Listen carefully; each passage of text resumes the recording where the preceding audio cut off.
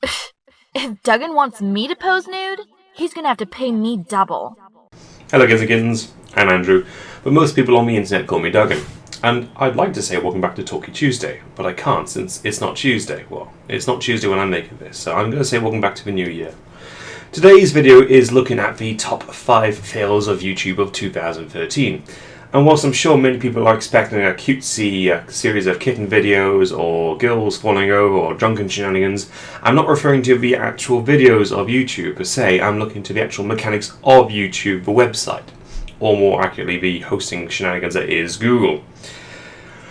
I've put the request out via Google, via Twitter, via Facebook, and had a number of requests come back, so this is the tally mark of it. At number 5, I'm going to say the front page. And I'm sure we all saw me ranting about this. I'm sure we all seen numerous reiterations about it. There was a time when the front page was relatively quite straightforward.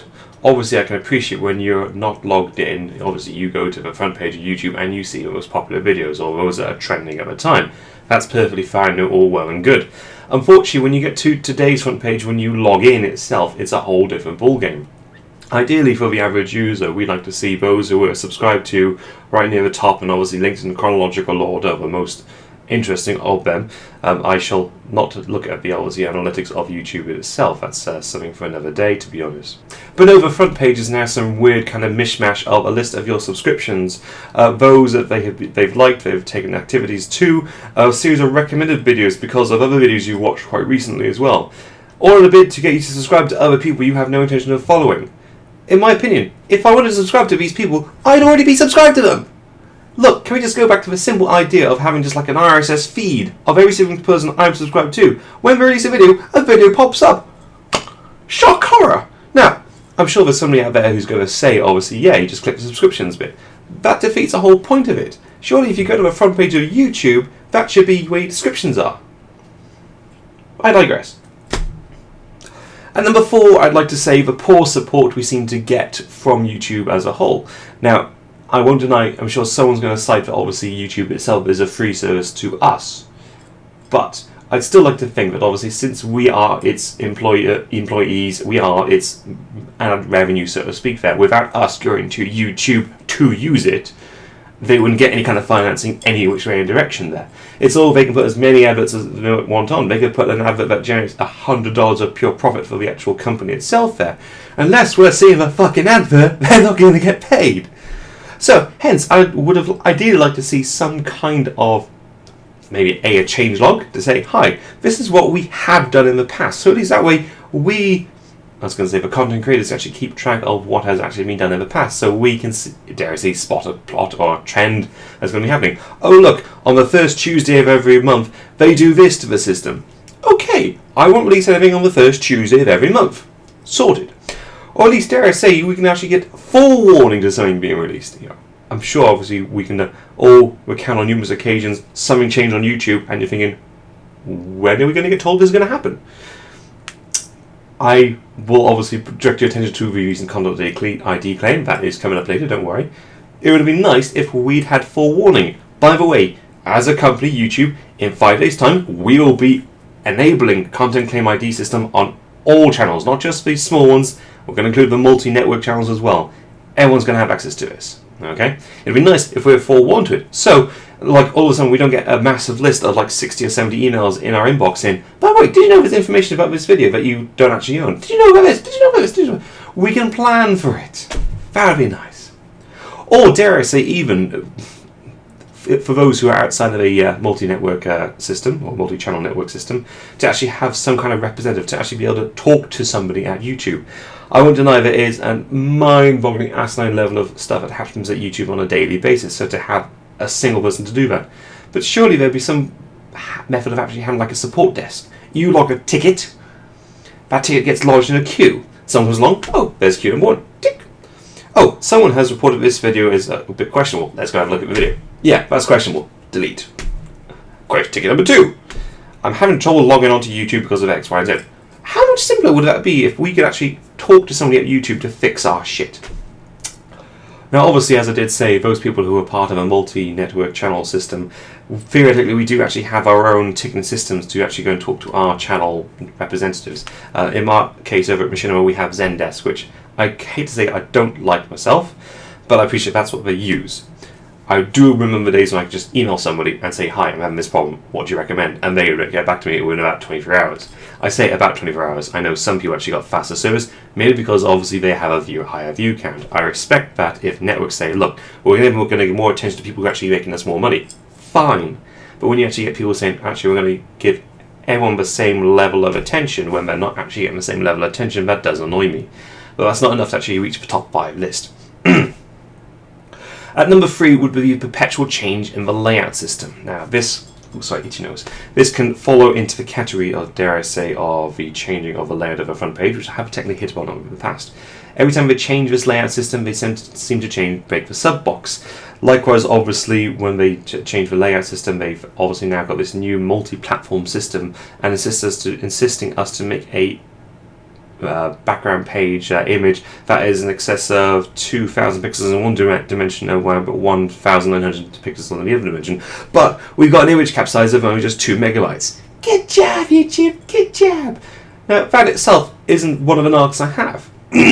I respect obviously that YouTube itself has to change, it has to diversify and include itself upon across multiple platforms. So thus having some kind of backdrop that is uniformly acceptable across all the platforms makes it easier for YouTube in the long run. I respect that. One thing I do hate is obviously the complete lack of creativity and originality and distinctness on all the different channels there is these days. It is literally just a white page, almost feels a lot like Apple this, your banner, it accumulates, from my perspective, like a little size, about the size of my pair of spectacles at the moment, and then a whole shitload of videos, or playlist, or actually that's all you can do. On the old system, you actually have like a discussion area. You can have, hi, I'm going to feature this shit. I've got a little advert by here that's actually going to say, I'm representing this website. Go and click on this. There's so much customization available on the old channel system that there is nothing left on the new system. It is white page, subscriptions down one side. People are going to recommend down the other side. Now, some of those people down the other side I don't want to actually see. I'm so glad KSI, whatever the guy's name is, KSI changed his fucking profile picture, because seeing a guy go this was really off-putting. And I won't deny, I did actually go through several steps to see if I can actually change my channel setting layout, so I didn't see his fucking ugly mug. Now it says the Harry, I don't mind so much, but that's me getting off topic. But yes, the channel redesign, the layout platforming. If something's not broken, YouTube, don't change it. Okay? Groovy. Number 2 would have to be the content claim ID system that recently just hit. Well, I should say it's the content claim system has been a little bit broken for a while. We have had numerous occasions where people have been citing, obviously they made a video, it's been up for so many months, so many years, and then some videos put in a content claim, and it instantly goes to the point where we believe whoever submitted the copyright claim is the legitimate owner. And then it's down to the then content creator to say, actually no, I have permission, this is all me. No, this is a game I've made. I know there's instances of that in the past, or more recently because of a new content ID claim system. Flip point around, obviously, though. I know one of my contacts over at Machinima has produced a lot of music and has actually voluntarily said, look, if you're a part of my network, I don't mind if you want to use our music. And ironically, he's actually had an issue where about 3 or 4 of his videos, of all stuff that he's crafted, his own music, has been claimed by someone else. He's fighting this, don't get me wrong.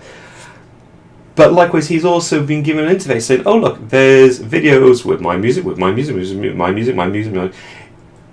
There's an actual platform that says, hi, we've detected your content has been used elsewhere. Would you like to claim it? Now, he's obviously got away and said, look, I'm not going to be a dick. I've agreed to do this all free. But I could really rip into some shit with this. So, no. But obviously, most recently goes to the biggest apocalypse that was the content claim ID system, where everybody within part of the old multi-network channel system that we were discussing only recently has been accessed to the content claim ID system. And I'm sure there's no shortage of videos of people bitching or whining about the YouTube system for doing this. My own 2 cents, YouTube is trying to guard itself. That's it. They just want to guard themselves against future lawsuits if there's something that can engage in this content claim system now. However, there are numerous occasions of legitimacy where obviously it has been broken and misused. There's numerous occasions where obviously someone is well within their rights to use a bit of content information there as part of fair use. I do have my own opinions about fair use, but that's not the time for this video. But it was for sheer ham-handedness, for sheer amateurish nature. I will thank Chris J. Spooner for suggesting that one. It was almost amateur. I said, hi, we're just going to start it. There was no forewarning. There's no, by the way, in the next couple of days, we're going to be doing this. It was only several days after the event, we had an official notification on not YouTube's homepage, not their blog site. Last check when I was going to press on this video, there are 3 different blogs from YouTube, all owned by on Blogger, which is a subsidiary of Google. No, it went down to some other website, like the Daily Dot or some other variant like that, that actually said, in a press release, we're doing this. What's the point of having all these different platforms YouTube if you actually don't then say, we're going to do this, we have done this, in the past we've done this, so no changelog, no. What's happened? Announcements? No. What's going to happen in the future? No. You just got some bullshit about on the rise on your blogger. Good job. At number 1, and it was quite unanimous when I actually put out a request to people across the different social networks that this was the one thing that annoyed the most out of everybody.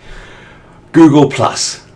The integration, or the rather failed attempt to integrate Google Plus into YouTube. That was the number 1 kicker that people seem to have a bitch in mind moan about.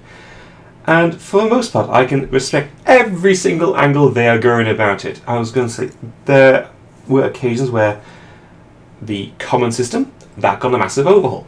Now, anything that's been posted before Google Plus integration, I mean with the Google Plus comment integration, we all had to make use of Google Plus. We don't have to have we had to have a Google account to use YouTube. That's been like that since about 2009. More recently, we had to use the Google Plus feature to actually link our Google Plus profile to YouTube. And without trying to rip off from Max of S2D, I respect that his idea was, oh look, there is a nickname in your Google Plus account. Would you like to use this for your YouTube profile? Yes, I would love to use it. Instead of forcing us to have to make use of the Pages system on Google Plus. I know I'm never going to use it. I know as Max of S2D, I'm going to have to butcher his name so many times, but I do apologize, Max. He's cited that he's never going to use any of his pages. I'm almost going to be certain about 90+% of the Google Plus pages that have been graphed, not the Google Plus profiles, Google Plus pages, are going to be just wasting space. And considering that Google spends how many millions, billions a year, per day, whatever you want to do, hosting these different web servers to run this shit, you think, hi, is there any way we can save a bit of money? Yeah, let's not force everyone to use Google Plus pages. Further developed, obviously, with the actual commenting system that comes with that. It would have been nice, obviously, if anything prior to Google Plus comments being integrated, we can still reply to. No, it's all going to go via Google Plus. And I know on another video, T. Martin has himself identified that his comment and interaction rate has dropped by almost down to 1/5 of what it was originally because of Google Plus. It would have been nice if, when they're developing Google Plus, if they'd actually perhaps beta test it. That would be a good idea. If they'd looked at to see how they could seamlessly integrate Google Plus with YouTube, not just shoehorn it in. It would have been nice if we'd have been, I was going to say we'd been told about it, we would know it was going to be happening there. But how it is implemented onto the platform of YouTube that we all know and love is why it ranks number 1 in my top 5 list of YouTube fuck-ups of 2013. And no, I can't foresee myself calling this video Top 5 Fuck-Ups of YouTube 2013. However, I will take suggestions for any other alternative titles aside from Dougan's Wacky Finger Quotes and Dougan's First Fail of the New Year. If you disagree with me on any of my suggestions for the top 5, I'd love to hear what I have missed out, or I should include, or if I should make a top 10 list of YouTube fuck-ups. I'd love to hear your opinions and thoughts about this shit. I myself will personally be back in next Tuesday for a Talky Tuesday, where I'll be doing one of those update videos where I'll talk about what I'm doing in the new year and what my plans are for this channel and all that kind of usual bullshit that comes along with update videos. I'll dissect that in more detail then. Friday, I'm looking to do another machinima. I normally always say first Friday of the month is machinima territory. I've obviously put up this video on a Friday, so hence I can't do that today as well. However, I'd love to believe I'm large enough to have a following that requires me to do a new machinima on every Friday. I'm not that stupid to actually believe I am that big. However, we've not long passed the 4,220 marker, so I'd like to thank everybody for following me so far. It's been a fantastic ride so far. Let's roll on to 2014 and hit 5,000 ASAP. I'm Dougan. If you've enjoyed this video, I'll actually leave a like. If you didn't, there's not much I can do to make you change your mind. You just didn't like this video. Creative feedback is welcome. Anyway, I'm Dougan. Stick around for outtakes. Ciao for now. And I'd like to welcome you to the new year. And I'm sure you're enjoying my lovely blarg.